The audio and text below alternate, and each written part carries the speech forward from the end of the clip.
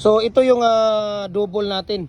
2 holes, saglit lang dong Ito yung 2 holes natin. Available din to, 2 holes, 3 holes, at saka 4 holes natin na fix. Adjustable din siya. Tingnan niyo Ayan Oh. Oh, di ba napakagaling? Sweet na sweet talaga. Ano pang gagawin ninyo? Di ba? Message niyo ako. Share ko sa inyo ang price list sa shipping details dito. Mayroon kayo available dito. So dahil hapon na ngayon, tingnan niyo kung anong gagawin nila diyan. Sige, ugasan mo muna. Para may ano tayo. Nasaan na yung ano mo? Ayan, tingnan natin Kasi hapon na, ito ang gagawin pagkatapos gamitin. Ayan.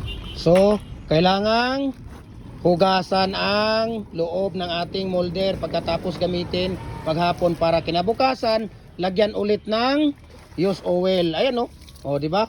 Tingnan ninyo. Lifetime na gamit na po ito. Lifetime na gamit niyo na po ito dahil 4mm ang steel pit na ginagamit natin dito. Ayan kailangan tanggalin yung latak ng mga concrete. Di ba? Para kinabukasan, tingnan niyo ang gilid ng inyong ginagawa, napakakinis po. Sa kulay pa lang at hugis ng ating dragon fruit post at paint concrete post, mapapa-inlove ka na at mapapawaw ka na dahil alam mo na quality at tigas na tigas, maaasahan at garantisado yung mga ginagawa natin. Ganun lang mga kabayan. Kaya ano pang gagawin nyo, message nyo ako, share ko sa inyo ang price list at saka shipping details dito. Mabuhay and God bless po sa ating lahat. Okay? So ito yung mga ginagawa nila ngayong araw. Tingnan niyo, napakaganda. 'Di ba?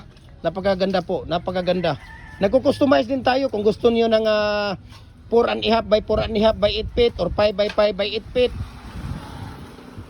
5.5 by 5.5 by 8 feet or 6